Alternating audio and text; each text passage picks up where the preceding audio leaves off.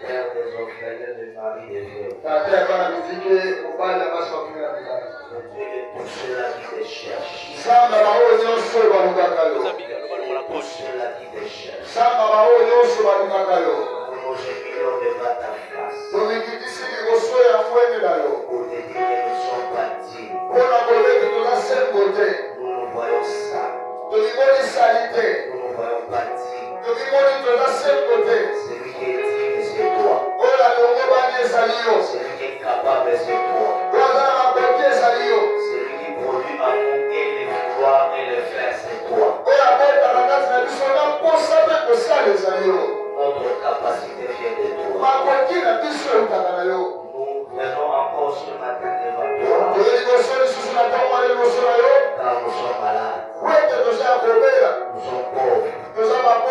Nous sommes chassés. Humiliés. Mais la parole de Dieu me dit. Venez à moi. Pour tout ce qui est fatigué.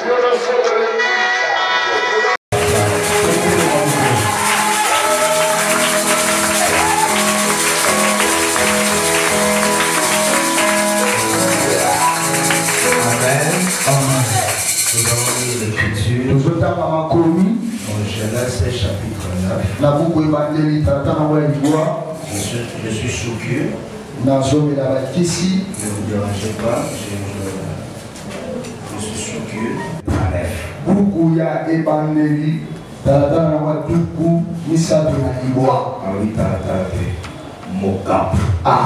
Amen. Des adversaires. Amen. Voilà. Amen. J'ai lu le verset 2. Voilà. Voilà, tu as des interprétations.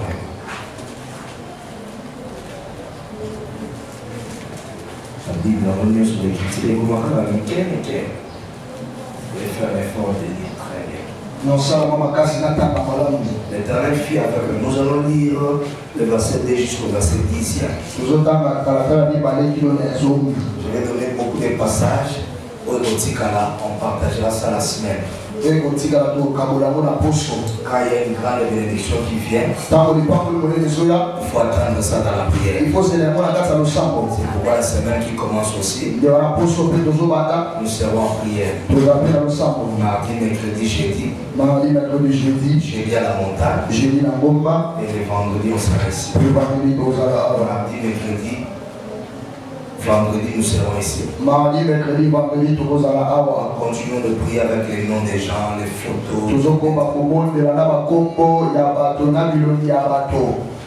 L'Éternel fit avec lui et la prospérité l'accompagna. Et habitait dans la maison de son maître, c'est-à-dire Potiphar en Égypte. Joseph habitait dans la maison de son maître Potiphar. Son maître vit que l'Éternel était avec lui et que l'Éternel faisait prospérer entre ses mains tout ce qu'il entreprenait. Joseph trouva grâce aux yeux de son maître. Il employa à son service, établi sur sa maison, et lui confia tout ce qu'il possédait. Et Potiphar lui établit sur sa maison et sur tout ce qu'il possédait. L'Éternel bénit la maison de Potiphar l'Égyptien à cause de Joseph. Je voudrais que vous souligniez ça. L'Éternel a béni la maison de Potiphar. Ce n'est pas à cause de lui. À cause de Joseph. Il y a des gens. Quand ils s'associent dans ta vie, tu es béni. Il y a aussi des gens. Quand ils s'associent dans ta vie, tu es maudit. C'est pourquoi dans la vie, tout le monde ne doit pas être ton ami. Même si tu dis pas même, c'est une vérité. Il y a des gens qui viennent à ta maison. Les portes s'ouvrent d'elles-mêmes. Il y a des gens, tu les reçois, les choses commencent à se détériorer.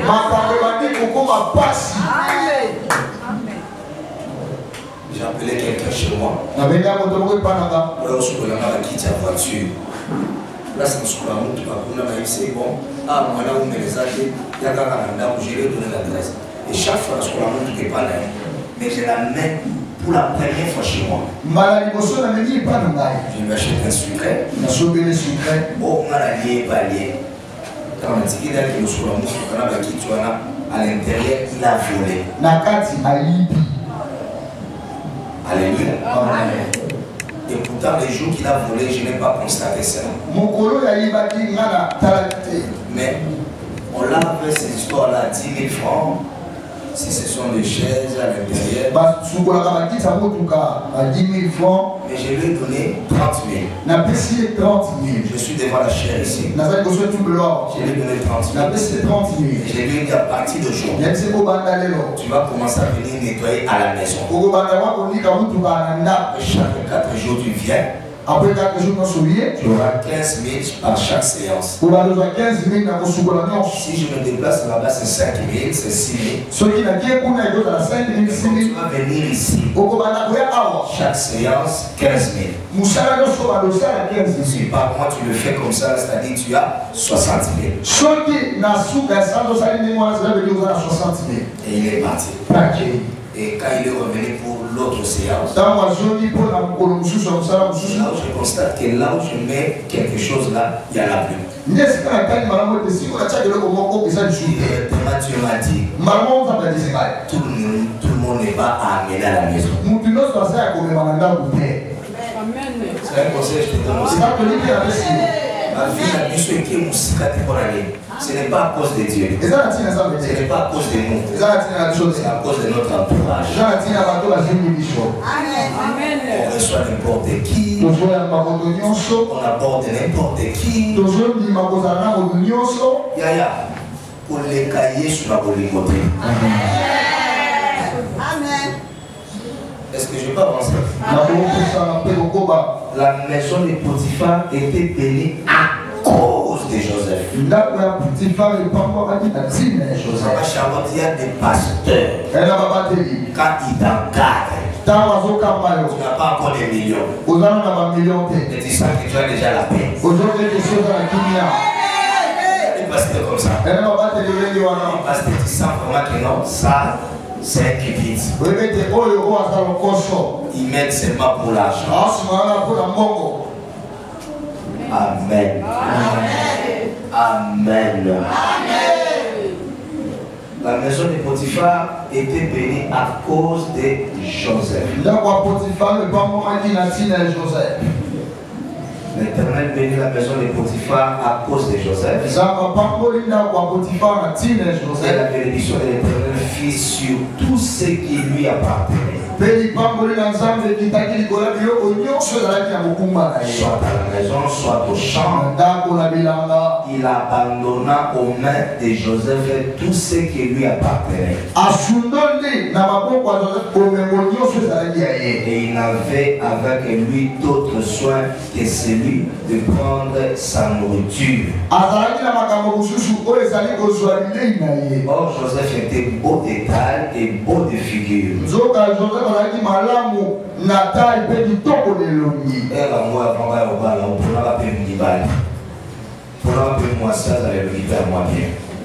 Ok, on a fait un peu, au français, ma beauté, mais à la paix, on a tiré. Hein? À la paix présentable. Amen. On va tout le temps maintenir dans un mois présentable. Ça, voisin.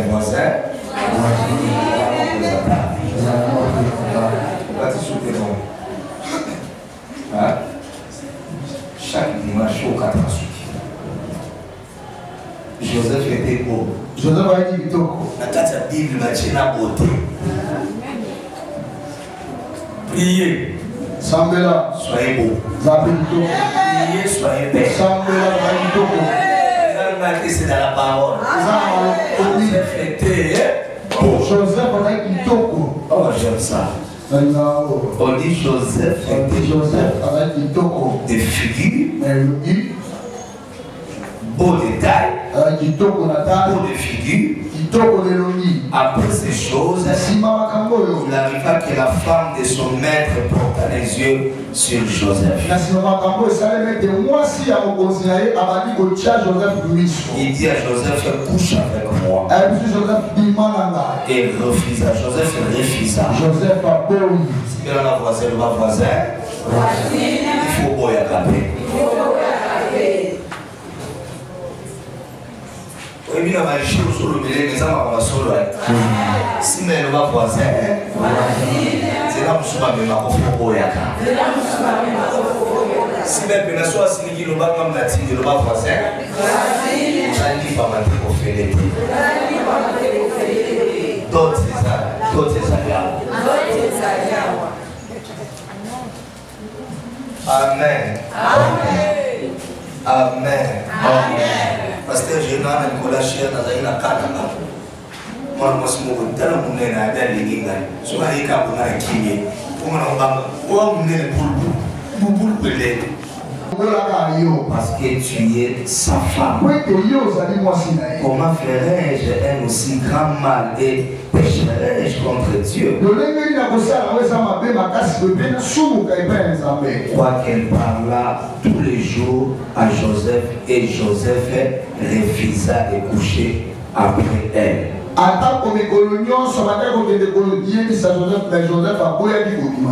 Et Dieu donne l'explication à sa part. Asseyez-vous. Nous allons acclamer le Seigneur.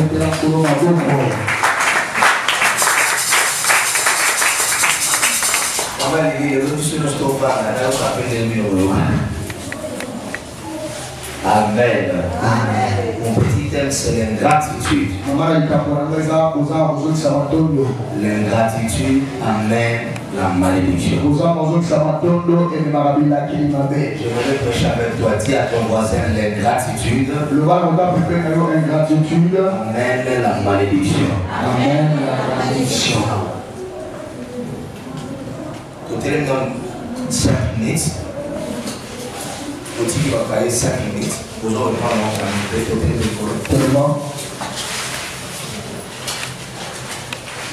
tout menacer l'esprit de mort.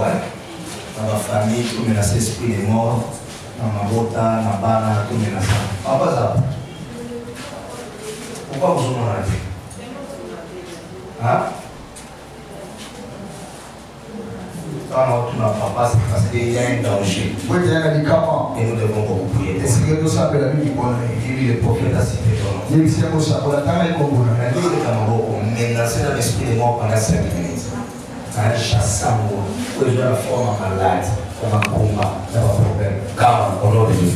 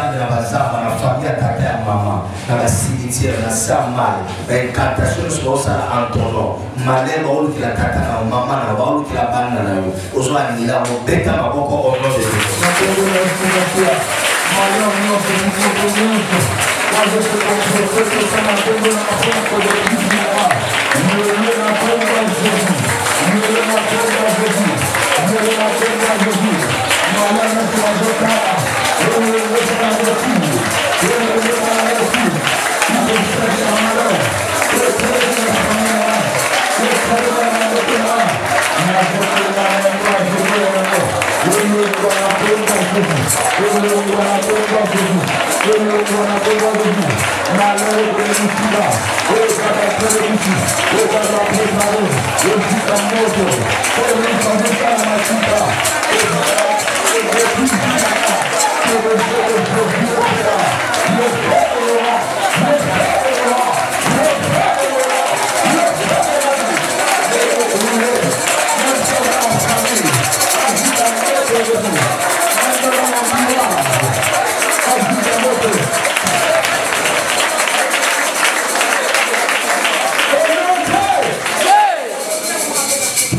Révéler les condamnés. J'annule le décret de la mort. Qui a été libéré contre toi, contre tes parents, contre tes enfants, contre tes affaires, quel qu'il soit, même si c'était ton père, la famille de ton père, je me tiens ici comme un prophète. J'annule ces paroles. J'annule tout mauvais sort. Et je détruis les mauvais rêves et leurs conséquences. Là, n'arrivera pas. Ton père ne mourra pas. Tes enfants ne mourront pas. Rien ne sera détruit. Rien ne sera perdu. Acclamons le Seigneur.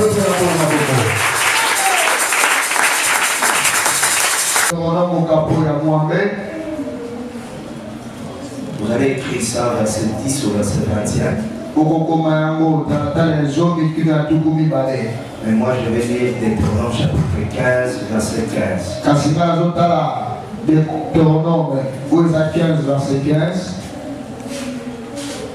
Deutéronome chapitre 15. Vous écrivez Deutéronome 8 verset 10 à 20. Verset 10 à 20. Moi je vais lire Deutéronome 15.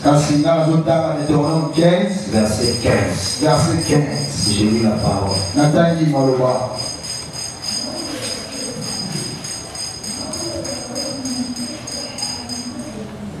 Tu te souviendras que tu as été esclave au pays d'Égypte et ton Dieu t'a racheté. C'est pourquoi je te donne aujourd'hui ces commandements. Malachie chapitre 3 verset 7 à 12. Malachie 3, 7 à 12.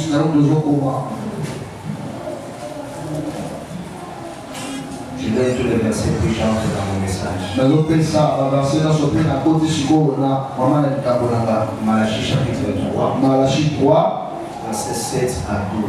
Verset 7 qui nous l'a dit. Depuis le temps de vos pères, vous êtes écartés de mes ordonnances. Vous ne l'avez point observé.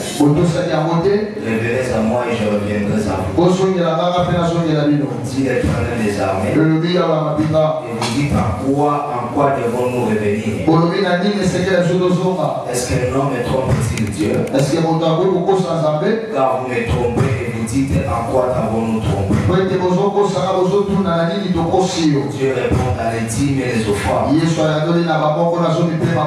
C'est que ta manière de donner la dîme, ta manière de donner les offrandes, selon Dieu, Dieu est en train de mentir. Il dit voilà pourquoi vous êtes frappés de malédiction. Vous trompez la nation tout entière. Vous me trompez la nation. Apportez à la maison du trésor toutes les dîmes, c'est-à-dire et celui qui ne travaille pas. Et celui qui travaille. Les dîmes, en général, la définition c'est dans Lévitique 27-30. On dit toutes les dîmes de la terre seront une chose sacrée ou consacrée pour Dieu. On te bénit avec un habit, tu évalues les prix. Toi tu portes l'habit, mais la dîme tu donnes des efforts. On On t'a donné un habit de 50 $. La pêche n'a pas 50 $. Tu portes cet habit-là. Ou là, tu la bawana. Mais tu prends 5 $, tu donnes la 10 $. On dit 5 $, on peut si beaucoup d'argent, mais la bawana. On t'a donné un cadeau de 10 $. La pêche au cadeau est 10 $. Toi, tu manges 9 $, 1 $, tu donnes à Dieu. Au lieu de 9 $, 1 $, on peut si dans ça. On te donne 200 000. La pêche au 200 000. Toi, tu manges 180 000, 20 000 francs, ça appartient à Dieu. Au lieu de 180 000, de 20 000 et 500 000. Si tu prends la part de Dieu, tu mets à la provision, la nourriture. Vos enfants sont maudits. Ce que je souhaitais dans sa moitié, provision, au lieu de pas la barre, la vie va l'occasion. Pourquoi la Bible dit voilà, vous êtes frappés. La nation tout entière. La malédiction, c'est quoi? Tu es belle. Les mariages de tu travailles, mais tu n'es pas content de ton salaire. Normalement, tu ne devais pas être là. Tu devais déjà avancer. Mais tu es sous la malédiction. Tu es dit, vous m'êtes trompé. Avec vos offrandes, on met la gouache, papa. Quand on met la gouache. J'ai aimé là où nous sommes allés prier hier. Chez maman bébé. Chez Merveille aussi. On a préparé pour nous. On nous a bénis. On nous a donné des sucrés. C'est comme ça on reçoit les gens de Dieu. Si vous n'avez pas d'argent, tu vas acheter des locaux flanches de fer. C'est comme ça. Dieu bénit des gens comme ça. Recevoir un homme de Dieu, c'est recevoir un homme. Un homme de Dieu. Un Dieu sous un forme.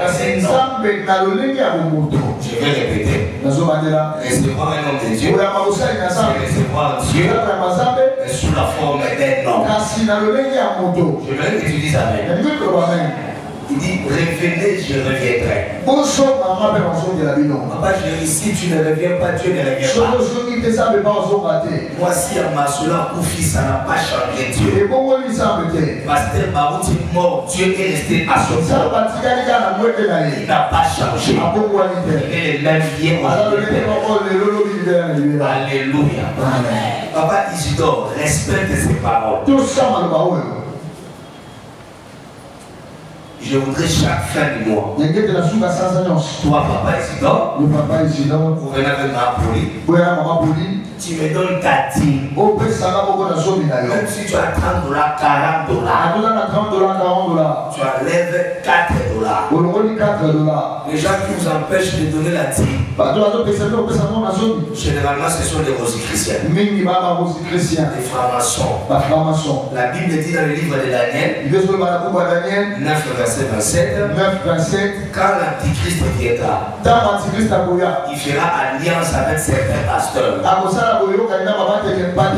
Il va chercher à suspendre même les offrandes. Fais attention avec cet évangile-là. Attends, tu peux pas pasteur offrande d'été, mais nous donnons à nos oncles. Donner, c'est sentir un peu libéral. Et celui qui donne, c'est un don que Dieu a offert à lui. Je dis revenez à moi. Je reviendrai à vous. Est-ce qu'un homme peut tromper Dieu? Je peux frapper des malédictions parce que vous me trompez.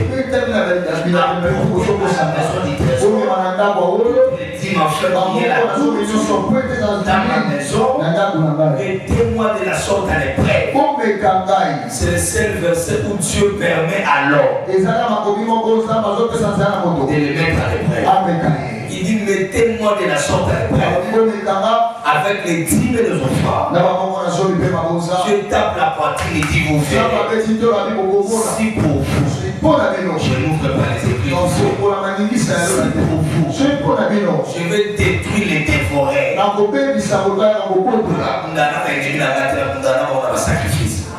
Dieu dit quand vous me mettez à l'épreuve, je détruirai les dévorés. Je vais lire ça. Mettez-moi de la sorte à l'épreuve. Si l'Éternel des armées, vous verrez si je n'ouvre pas pour vous les écluses du ciel, si je ne répands pas sur vous toute toute la bénédiction. Vous, je menacerai celle qui dévore. Avance avec les sacrifices. Il dit il ne vous détruira plus les fruits de la ville. La ville ne sera plus stérile dans la campagne. Toutes les nations vous diront heureux. Car vous serez un prix de délices. Amen. L'ingratitude amène la malédiction. Je voudrais que tu dises à haute voix l'ingratitude. Les amis, pour le dire en français, oser. L'ingratitude. Ok, l'ingratitude. Attends, les voisins, je sais pas. Si vous êtes un voisin, l'ingratitude. Ferme les ciels. L'ingratitude. Mène la malédiction. Maman, j'ai un mot, je me la tour. Mais ma on est là. Dieu est dans sa parole. Dieu est dans sa parole. Vendredi, il y a un témoignage dans le Pessaki.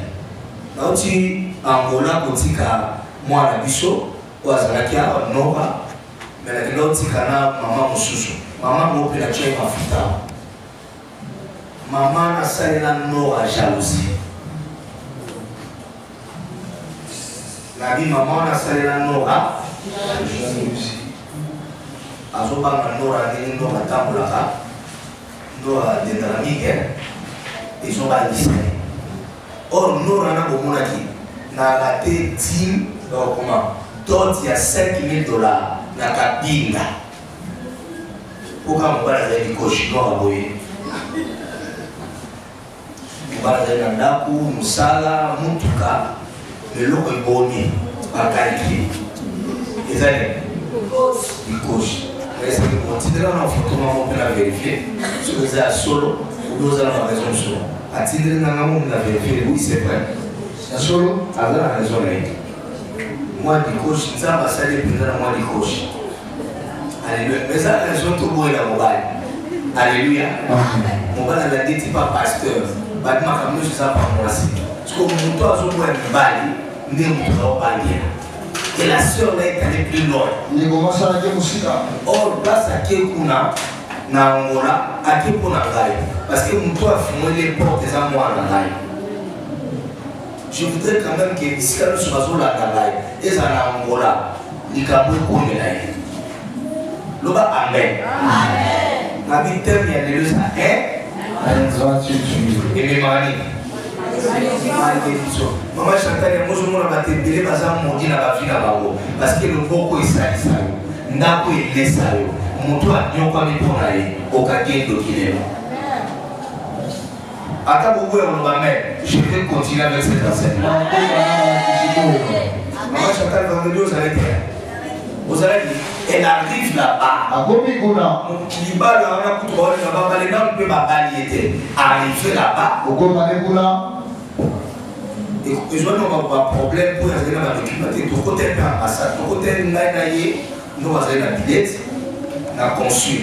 Dans le côté de la consul, la coach qui est dans le biseau qui ambassadeur Antonio, la commence à la documenter, l'obaké, vous avez la documenter. Il y a que le beau camp de l'été. Habiter, vous avez la carte de l'été, c'est vous avez congolaise, vous avez angolaise. Alors, à Tikala, il fallait nous aider. Na mobali wa ligabalaye mwaswana mobali passe pe na gentillesse à Nora mobali ana pendant les loti lobi Nora ko lingaite poza tata mukolo azaba choix ya mama wana boli bisangana lo belo mona lingala okanisa te ba kuna weza ba choix na biso amen amen la choix n'a pas beaucoup d'habitude. La boue n'a pas choix d'habitude. Si on a fondé l'imbondo, nous tous sommes dans les maps. La bato mosusu balia bandindi lokola eza sukali me nga na okokango te eza bololo ondima te moyoka moto mosusu ntango oliango alobi eza sukali bato mosusu baliaka ngulu te me baliaka poso ya ngulu ngulu baliaka te me poso ngulu baliaka te me makoso pardon poso ngulu eza ka ngulu o makoso eza mpe ka ngulu te ngulu aliaka te. Alléluia. Alors nous accueillons parce que voyage déjà les bandes de temps et secret tout son anaï on a se déplacer qui a logé pas moi dans la bataille so qui m'a dit au fond n'a pas moi dans la papa Chini c'est un grand patron. Il a des immeubles, des appartements. Il a des parcelles là-bas. Il a des véhicules là-bas. C'est pour nous prendre autant de la communauté. On nous reçoit dans l'hôtel 4 étoiles. On rentre avec la dame, mais elle faisait déjà des trucs bizarres avec ma fille. On a elle n'est pas allée avec son mari. Et puis d'aller vivre ailleurs. Arrivé là-bas, pas même 3 mois. Depuis qu'elle est arrivée, elle ne m'a jamais appelé. Notre gratitude. On va changer. À cause de ma caméra, ils ont ça que Bino va innocent. Donc, on sait cette communauté. À ta pose, on sait que je suis allé. Quand je regarde ce que l'autre a fait, cela m'empêche de t'aider. Ce n'est pas difficilement poli de prendre ton enfant, de le scolariser. La preuve, il y en a beaucoup ici, non? Humanité, université. Alléluia. Amen. Elle arrive là-bas, elle ne m'a jamais appelé.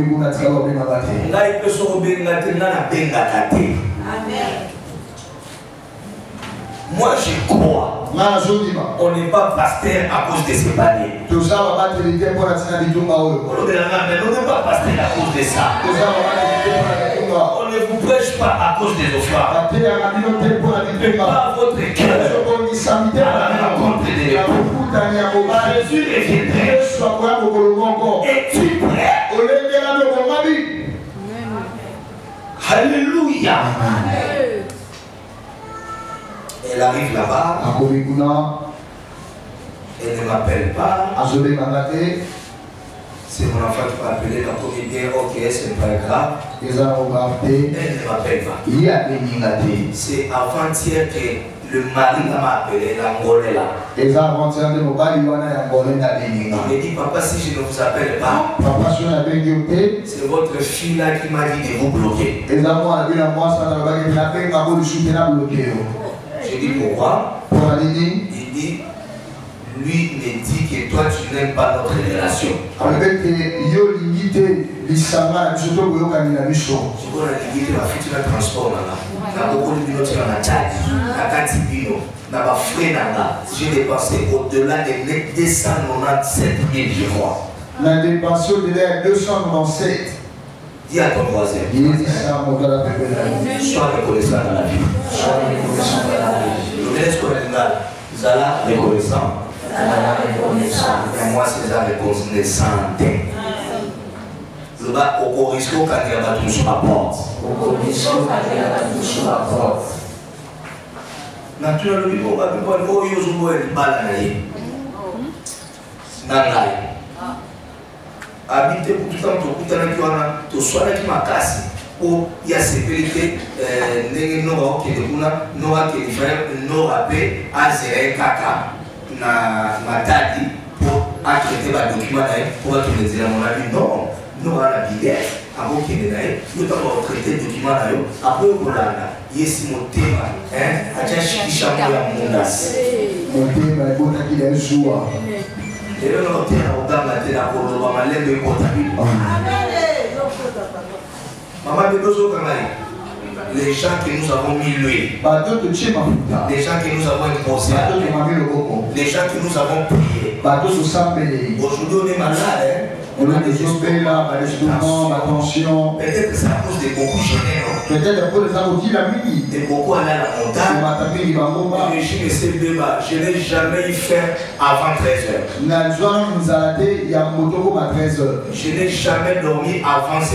Je ne sais pas quel jour j'ai dormi avant 0h. À cause de cette charge. Ça m'appelle là. Arrivé là-bas, le mari me dit Aboya qui n'a bien bloqué. Mara nina sala mwa kelele mbele ora za mwa sasika fo bonde nalo na bloqué au papa. Après le bloqué sous nord. Na bloqué de nord. A tout pour la numéroté bloqué kaka. Na bloqué. Mamola yate aki me bana mamola ba interpréter na ndenga babe. Mamola yate ya ngobomote. Papola ki pate ya ngobomote. Combat spirituel à terre au monté. Maman Chantal, Ozana 1000 chansons qui n'a combat spirituel. Ozo Kabaka, Osa Sabat, Lobosa Kiata. Sur 100% Batbaleka Kuna, Bakanga Kabando qui partout. Amen. Amen. Ce qu'on a morning déco, Baba Télémique, avec un vanda. Ce qu'on a morning, non, ce qu'on a dit à état d'âme. Aluka yebetana no ondire yeto yebetana na. Amen. Amen. Tout aluka yebetana no motema na endema. Il arrive là-bas, elle ne m'appelle même pas. Et son mari lui dit si on ne vous appelait pas, c'est elle.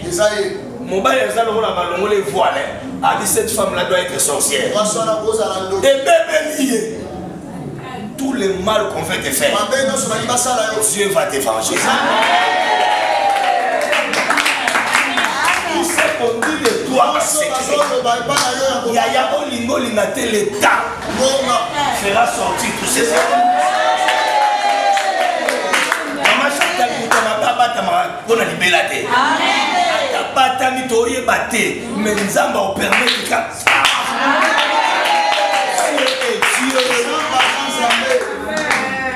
J'ai dit Dieu est Dieu. Ba bloqué pasteur na yekuna ba bloqué piko kwa molimo abi bengana kokwana ko mobala za na malage ya za na lwalo abi bengana kokwana za koki abi kokwana za koki kokuna molimo za koki ya bite koko okuto avana yeba asungi ngana ba perolo na lekana ko ba pire moment mutasunga mayo abi kazando toza aveuglé. Yango somo na Paul avec kombo ya basi bateya ko basi so ba ya ministère asalisa na ko mwasi na joie na bonzo amen eza pele ya Paul amen aba ko ya basi bateya zaki na raison amen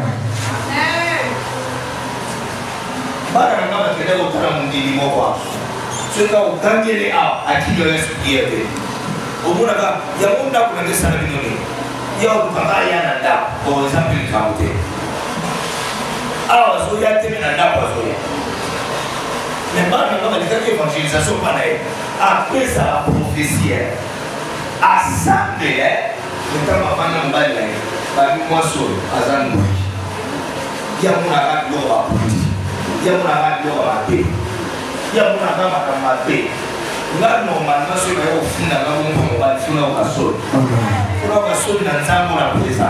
Amen. Alléluia. Et ça voisin. Vous savez les cités vous ont bien malade. C'est ça le vérité. Et là voisin là église bando qui va salir. Akadia pri va salir. Yaya kola na kito côté c'est le cœur. Les gens au tema. Mutamabe, chance, mutamabe, atabata mi mokoye baeta. Ata lui offrir attention au vali panenda. Yaya posa mfinga ne komata.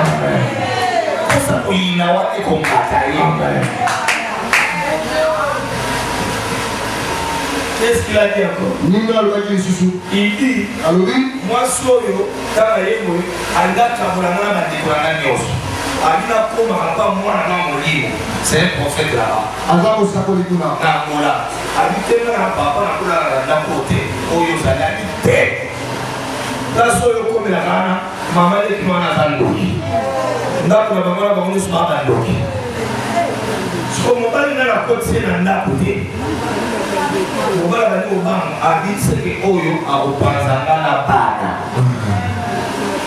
Il y a des prophètes comme ça. Et ça va s'appeler on pense à puis on va porter. Gloire soit rendue à Dieu. Dans cette église, il y a des prophètes authentiques. Amen. Mon la salisse awa. Je ne peux pas dire des choses que j'ai fait. Et puis à Souka, dans Aïsé, au quitter Souka, ça va être une balle non. Là, la loi de la commune à la on a comme un peu A. Après, on va la zone à malage. Dans la zone à malage, moi ça va donner avec la téléphone. On va la y pour aller à la place à tout la pour le balingala. On commence à noter le message. Yaya, hypocrite à ta batanie, écoyé par là. Ne peux pas savoir un solo à ta batanie, écoyé par là. Attends la carte maté à ici là.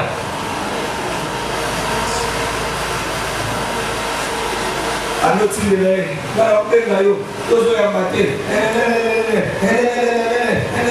D'ailleurs, la personne 5 jours, il faut dédommager là. On va se faire comment? Là, il y a des choses à la mort. Là, il y a des choses à billets. Là, il y a des choses à laisser à mon la team de Lio. Moi, je vais sauter. Là, il y a des choses à croire que vous avez fait ça qui vient. Là, le côté où on a côté là, un problème. Là, on a un gars à bout. À juillet.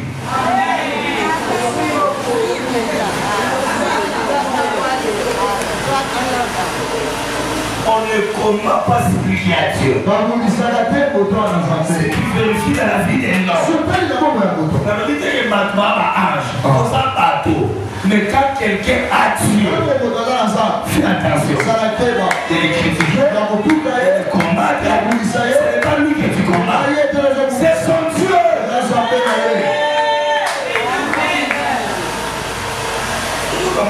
Vous avez compris. Abi mobala na dédommagé. Comme on a mobala tout là, on a des choses à dire. Na jotio.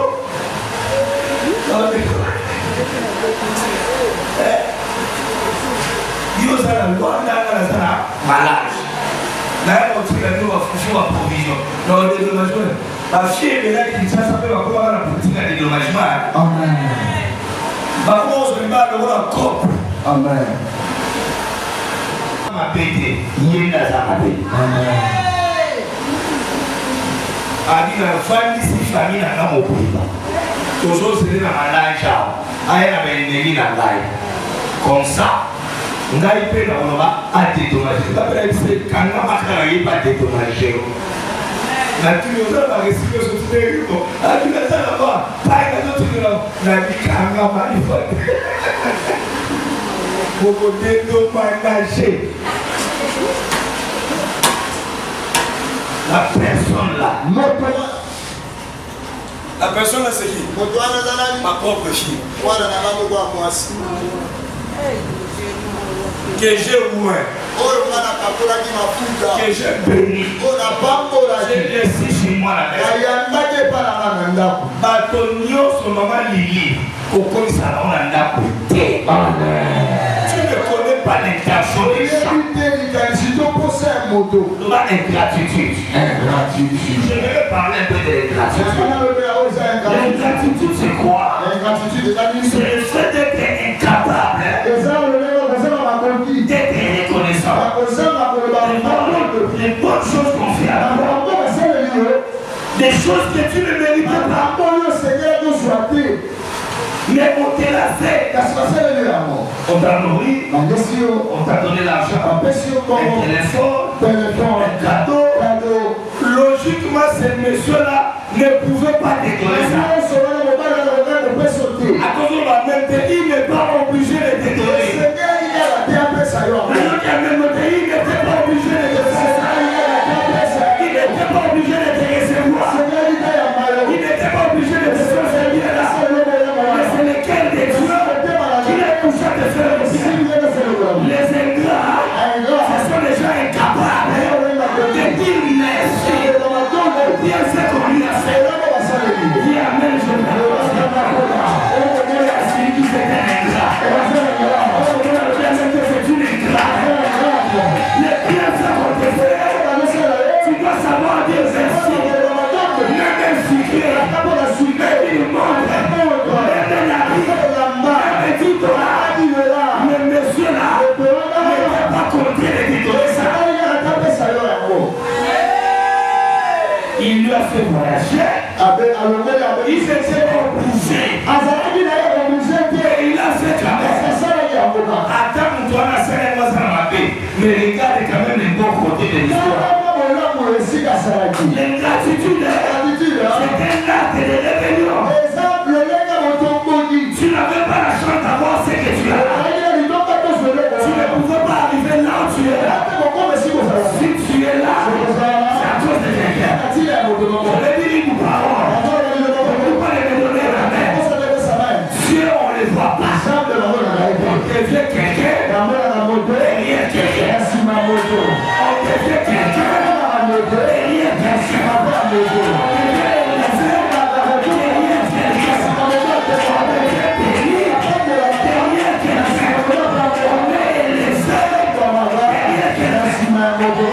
Les autres aussi, son père s'en a même fait, mais je l'ai prêché la reprise. Il n'était pas obligé de t'appeler à ce moyen. Il n'était pas obligé de t'envoyer $100. En mode de l'amour. Il t'a envoyé ça. Peut-être qu'il t'a envoyé $100. Sa maman n'a pas reçu $100. Peut-être que ses frères n'ont pas reçu $100. Mais lui, il a fait ce choix. Frère, avant de l'exécuter, regarde les bienfaits de la scène. Ce n'est pas ce quand même là qui s'attaque. Ce n'est pas ce quand même là qui s'attaque.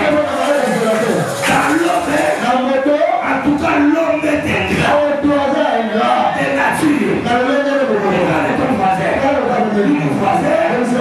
L'homme est ingrat de nature. Voilà. Donc, il y avait la bibliothèque.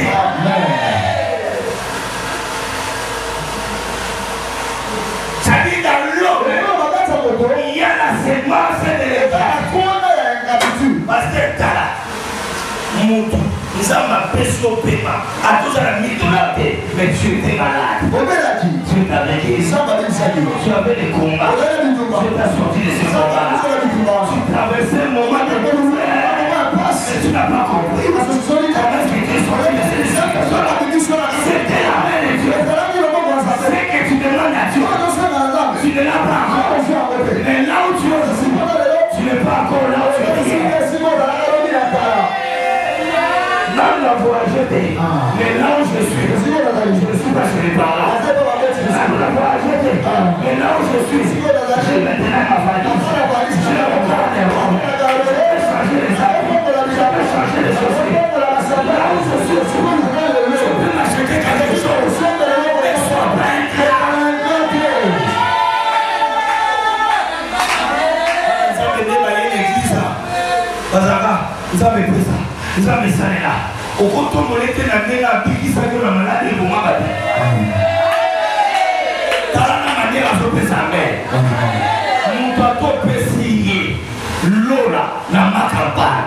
Mon bateau a la sémence et ingratitude. C'est pourquoi la Bible dit l'homme aura comme aîné les gens de sa propre personne. Les gens de sa propre personne sont là pour là. Mais là que tu as aujourd'hui, ce sont des gens qui ont fait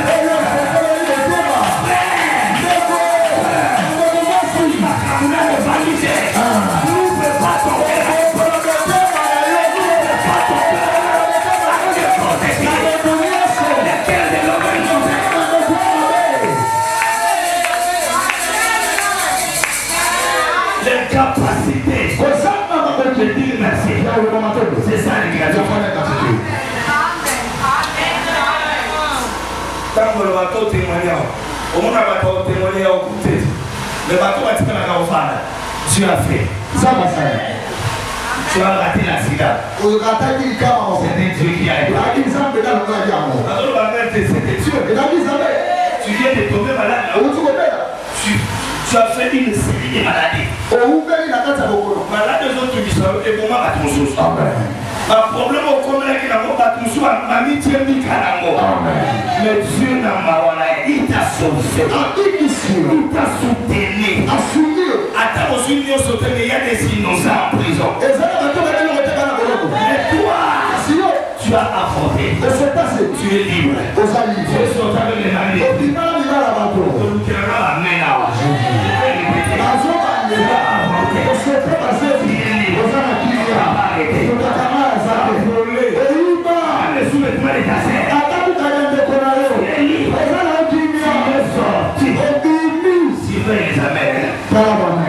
sorti avec les maris autour.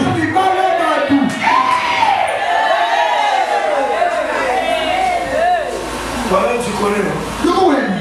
Et le nom de l'autre, tu connais?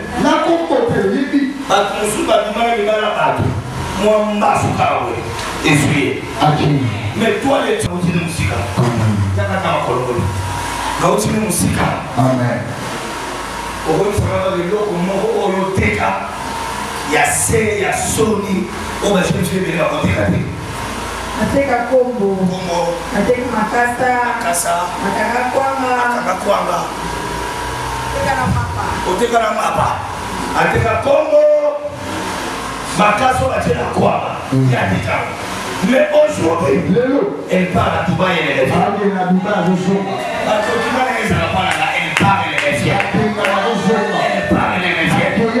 c'est-à-dire ce qu'elle a dans l'État-Unis à Bamaté. Là où elle était, Dieu l'a déjà changé. Dieu l'a déjà changé. Maman a dit que Dieu l'a déjà changé. Aujourd'hui, même si elle n'est pas encore vue dans les États-Unis, tu n'es pas encore là où tu es. Elle n'est pas la seule. Il y a des gens ici. Que le Seigneur a fait. A todos os momentos nesse detalhe. Para que sua culpa é operação. E ele cala cessé. Outra hora na cicatriz ele cala cessé. C'est qui a tué les autres. Après toi tu te lèves. C'est la n'état jamais tué. J'avais envie de dire à quelqu'un. On ne répétera pas les histoires.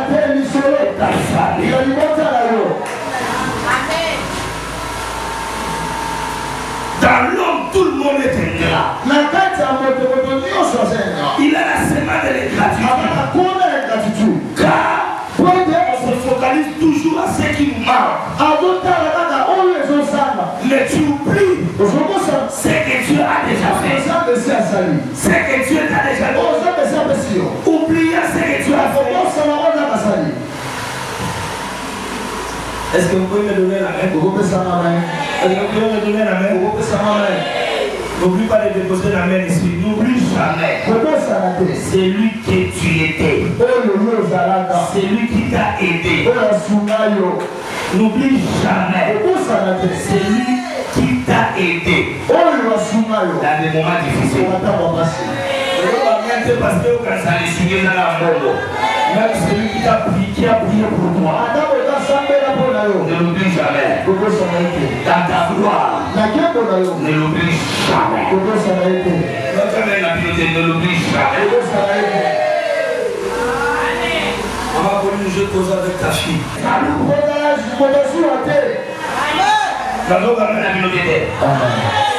Qui t'a nourri? Maman, le premier temps où tout ça dans les souvenirs est ingratté. Quand quelqu'un est ingrat, il faut le chasser. Être loin de toi. On sait que ça n'a pas quand quelqu'un est ingrat. Mettez-les loin de toi. Ingrat, c'est un rebelle. Donc, le jour où tu es parti, n'oublie pas, quand tu te décides de quitter l'église, ne va pas cacher, ne va pas ne va pas cacher la réputation de l'église. Il y a dit qu'il y a malade à péché. Pour ça, c'est plein de l'église. Mais nous tous sommes à l'église. On a un miracle, maman, pour ça, c'est moi, ça nous. Et vous, dans 3 mois. Mais nous tous sommes un miracle, les autres, mais la 5 ans, pour faire la bénédiction à café.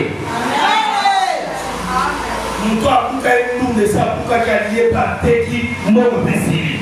Mais café aussi qu'il y ait héritage, l'héritage, à quoi il y a quasi une deux. Tout la danse, mais pour le mariage, c'était. Pour la bien matériel. Cherchez premièrement les royaumes. Et la justice est des choses. Tout ce que tu cherches sur la terre, et sera donné pour le peuple. Amen. C'est pourquoi quelqu'un qui t'a soutenu, si tu vas parler mal de lui, tu es sous la malédiction. Quelqu'un qui t'a donné un don, même l'eau qui t'a donné, il n'était pas obligé de le faire. Mon fils est prophète Jonathan. Il est où? Excuse-moi pour ce que je veux dire. Viens mon fils. Ouvre, excuse-moi. Excuse-moi. Il est orphelin de mère. Mais il n'est pas orphelin de père. Je te pose la question, mon fils. Ton père est vivant. Il est ici à Kinshasa.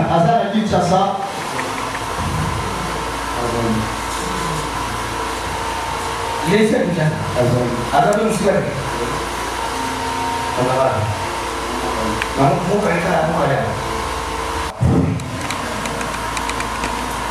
La négociation de son monde a eu yaya. La monde a compris.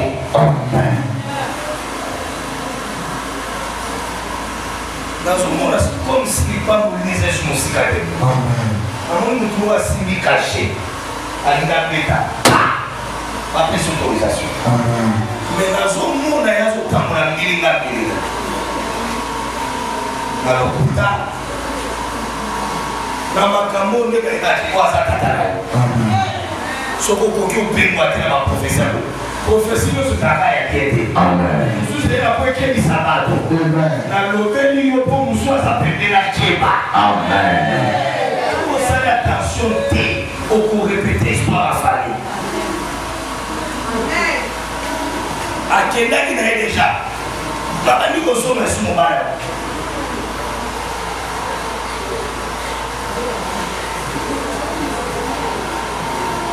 Pendant mois août, si tu commences à septembre, Tambola Alima.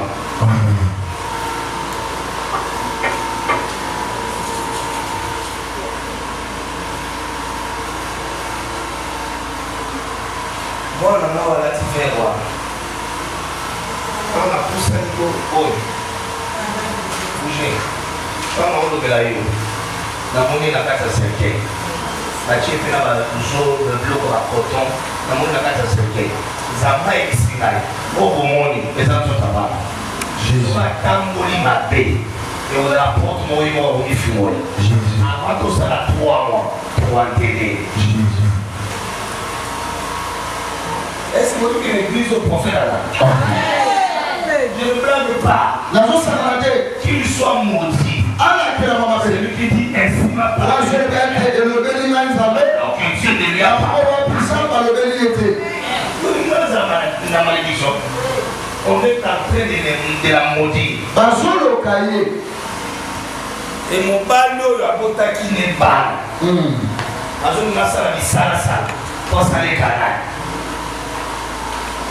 Et si tu ne fais pas attention, avant la fin de cette année, on va t'appeler. Mais si tu te lèves dans la foi, tu fermes toutes sortes de portes, tu auras la vision. Tu regardes même ça, on va te la paix. L'homme avec un cachet, il a mis le cachet. Il m'a dit de te dire, c'est fait, c'est fini, c'est fini, c'est fini, c'est fini, c'est fini, c'est fini. Ma qualité de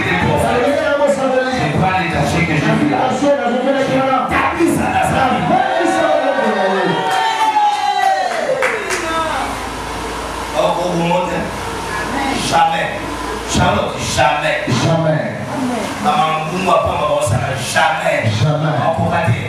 Je te dis. Et ça la moi là. Mon cocaté. Azoluka. Mais mon cocaté.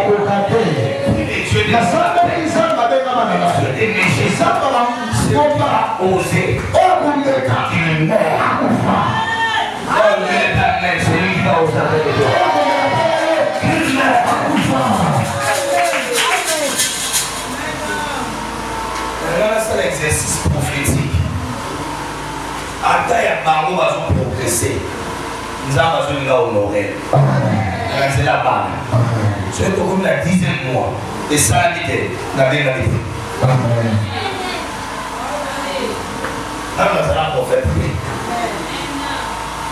Alléluia. Mais vous les mamans, vous avez la responsabilité. Il y a comme ça, la vie nous va t'aborder.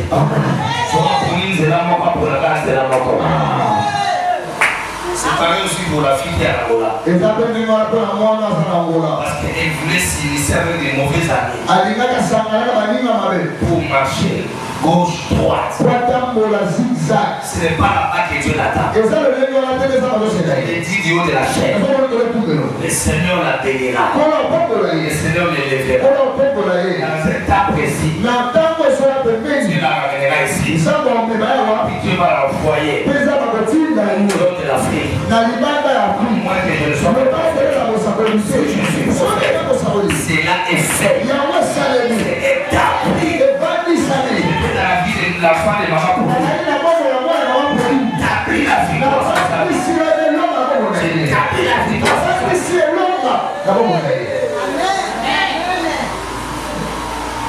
Je sens l'esprit prophétique à moi.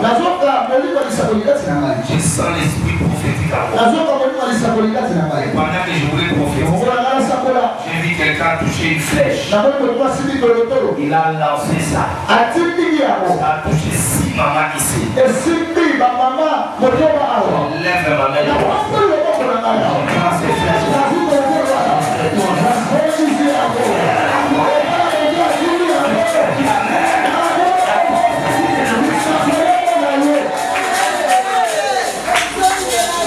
N'oubliez pas, c'est lui qui t'a soutenu. C'est lui qui t'a nourri. C'est lui qui t'a vêtu. Le jour que tu pars, ne parlez pas mal de lui. Exemple, mais confusion, peut-être maman la Angola.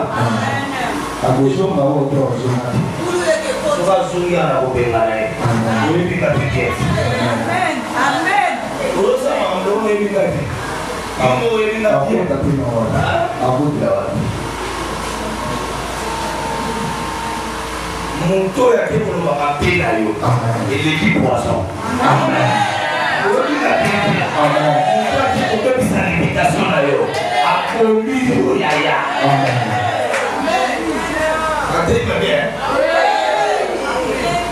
Si vous n'avez pas voisin, vous n'avez pas voisin. Vous n'avez pas papa. Ça, madame la papa. Vous êtes très important à dire. Soyez bénis. Soyez bénis. Si quelqu'un t'a été, et bien en retour, tu parles mal de lui, automatiquement tu es sur la malédiction. Et ça va toujours à maman, madame, maman. Moi, je vais soutenir ma tradition. Et comme il a tout le monde, c'est cette femme-là qui est sorcière. C'est ce papa-là qui est sorcière. Souvent, ça nous dit les habits. Ça t'a laissé grandir. Mario va Mélissa, tu veux nier. Joseph a refusé. Et vous savez la femme de Potiphar. C'est Potiphar. Potiphar a établi. Mais ça m'amène à pierre. Je lève la main droite. Je parle comme l'apôtre prophète. Je t'établis. Toi, ton droit. C'est là au-dessus de la défaite.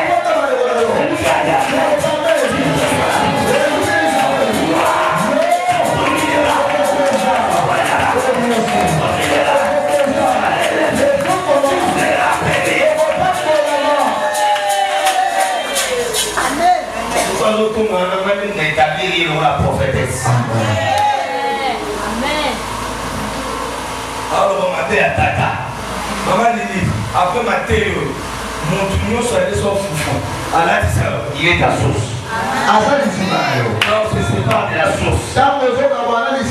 Aucun. Amen. Amen. C'est comme Kéji. Tu étais avec maman. Quand tu t'éloignes, tu parles mal d'elle. Tu n'as pas besoin pour te maudire. Même si elle est mauvaise, elle t'a nourri. Elle t'a vêtu. Elle t'a donné son fou. Je veux dire, elle n'était pas obligée de faire du bien. Mais il l'a fait. Quand même, sois reconnaissant. Vous autres, même parce que tu es dans ce cas-là. La main qui t'a nourri ne l'insulte pas. Nous sommes des humains. On a des faiblesses. Mais regardons les bons côtés de l'histoire. Joseph a refusé parce que vous savez la femme. Il a refusé. Je vais choquer quelqu'un. Ce que tu fais aujourd'hui, on te le fera payer demain. Ton péché, tu l'attraperas. Ce que tu fais aujourd'hui, on le fera aussi chez toi. Si ça lâche chez toi, ça reviendra chez tes enfants. C'est Dieu, non, ça allait comme un prophète. Tu as mangé, tu as bu, tu as logé, tu as fait une guerre. Pourquoi? Poser la guerre. On est monté avec toi.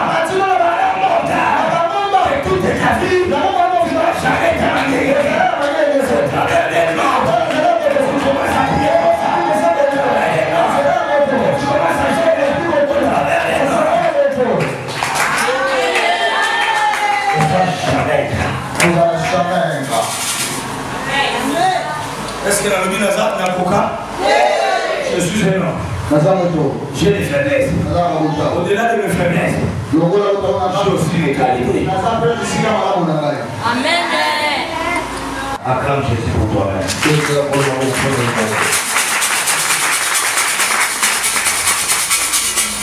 Maman Lili, la vie de ma maman.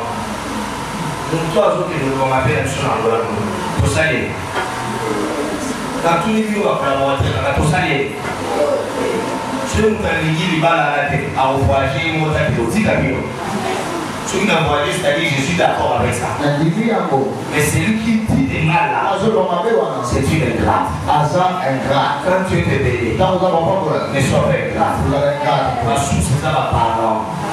Ma source est à emploi technique. Ma source est à Nzela Oyo le Ghana. Ma source est à pasteur au assemblée qui pour nayo. Na ba mumu ba le kolo ta ba toto ba de. Na ba mumu za na difficulté. Pasteur a pu on t'a donné l'espoir. La parole a donné la vie. Acclame le Seigneur pour toi-même. Acclame le Seigneur. Quelqu'un qui se bat pour toi, toi tu vas les critiquer ailleurs. Tu les regardes comme un animal. Tu es rebelle. Tu es dans la famille des ingrats. Or, le père des ingrats, c'est le diable. Dieu lui a fait du bien. Au ciel, il était ministre de la louange. Mais il s'est rebellé contre Dieu. Dis à ton voisin. L'obama voisin. L'évangéliste, c'est le pasteur. Pasteur, l'évangéliste, c'est le voisin. Tata ingrat. C'est le diable. Si toi tu es ingrat, tu es fils du diable. Oh, tu es fille du diable. Attends, lui fils, mais si on va dire à moi aussi. L'intelligence, c'est moi le père. Tu es fils du diable. Alors, ça va, moi, c'est que tu es fils du diable. Tu es ici à l'église. Vous allez à l'église. Mais tu es Quelqu'un qui va créer des scandales. Nous avons tout que nous créons un scandale. Tu détruis les témoignages de ton église. J'ai prêché merveille. Merveille à son tour. Elle est allée prêcher maman bébé. Amen. Toujours parler bien de là où on t'a bien laissé.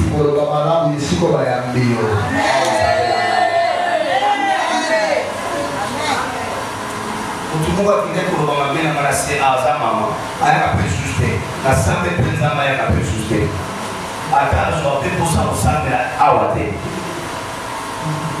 Parfois j'ai donné les cadeaux ici aux gens. Pour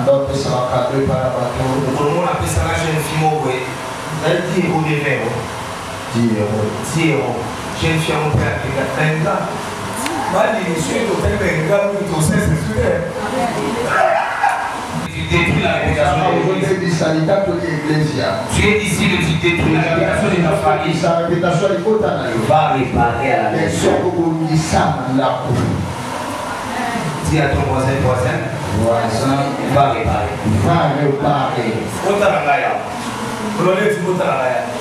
Est-ce que vous voyez que ma secrétaire n'a pas là et m'a pris un là?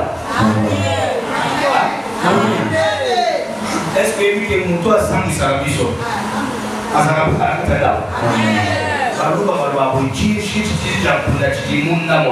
Et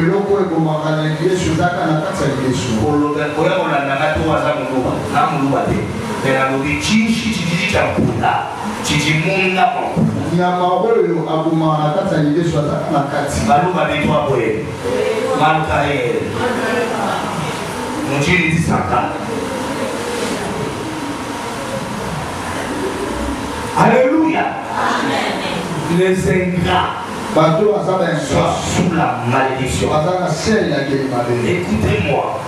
Les ingrats iront en enfer.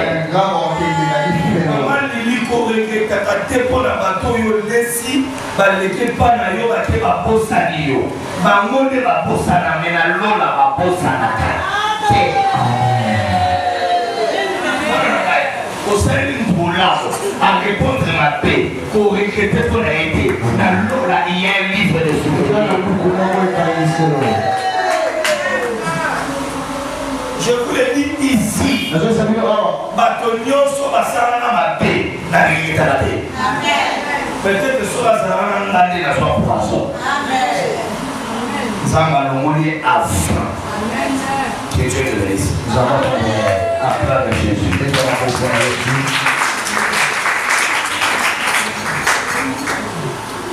Nous avons un kilo pour ça.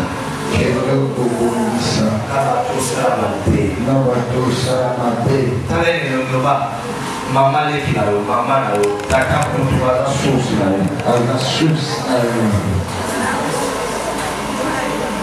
sur le téléménier l'eau de Kanani. Dans la voisine sur vous.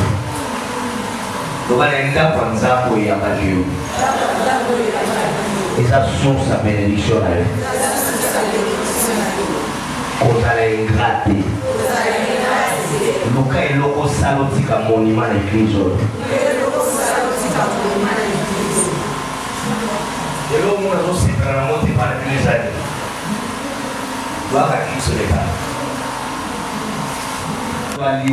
C'est ma ingratitude, c'est ma malédiction. Tout le monde a malédiction et le président de la Coran. Allez, maintenant, on est à ma pour le monde.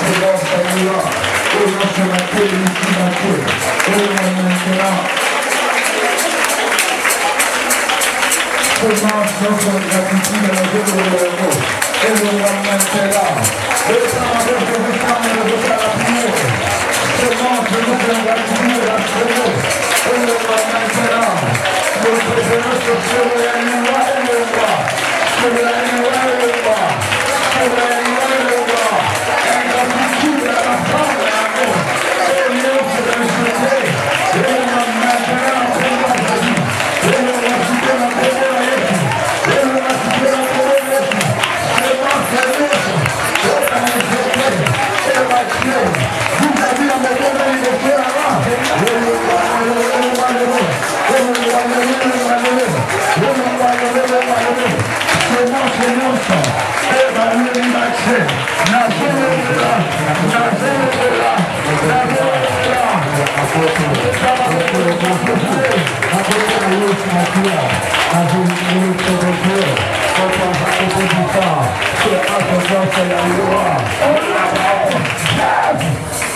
La Bible dit dans Malachie, c'est pourquoi vous êtes frappés de malédiction. Connaissez la vérité et la vérité vous affranchira. Et malédiction. Et vous dites l'ingratitude à ma parole. Et vous dites l'ingratitude na yo. L'ingratitude amène la malédiction. L'ingratitude ferme les cieux. Mettez-moi de la sorte à toujours annihiler malédiction sur la vie à ma mort. Papa, c'est lui qui est pauvre aujourd'hui. C'est parce que tu es ingrat. Quand Dieu te bénit, tu fuis. Quand tu n'as rien, tu reviens. C'est pourquoi vous êtes frappés. Tout le monde a une malédiction. La malédiction, ce sont des maladies. Les blocages, les paroles des gens. Aux allons dit Marabatunte. Yo mona loi yo le qui battre sur le lit. Il y a un qui tombe au niveau bakufa. Nagino tout le monde a malédiction de kanga de la biso. Et même biso pas malade. Et kanga biso lola. Et l'autre biso. Et même pas problème. Beta maboko annihiler malédiction.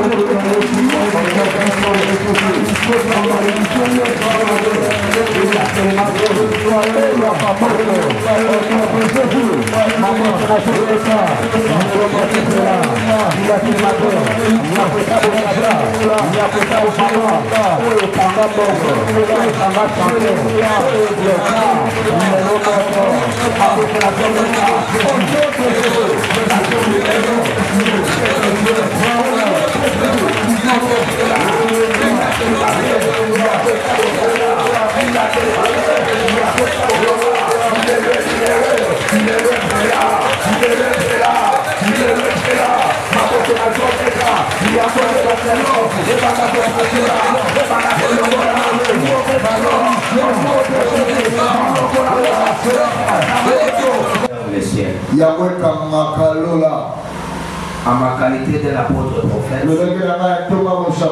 j'ouvre le ciel sur ta tête. Celui qui a bien dit Amen, ton ciel est ouvert. Je dis j'ouvre le ciel dans ta tête. Je pacte ta vie par les miracles. Après m'avoir quitté ici, la porte qui était fermée s'ouvre. L'argent promis sera réalisé. Les enfants rentreront. La bien. L'ingratitude qui a amené la mort. À ma qualité de prophète, j'ai pris pour toi. Que Dieu te pardonne. Que Dieu t'accorde sa grâce. Que la mort soit annulée. Que cette maladie-là quitte ton corps. Au nom de Jésus, je chasse la semence de l'ingratitude. Au nom de Jésus. Le contraire de l'ingratitude, c'est la reconnaissance. Ce matin, sois reconnaissant à tes parents, à tes professeurs, à tes pasteurs. Sois reconnaissant. Je décrète et je déclare que la prospérité vous assiste. Cela vous localise au nom.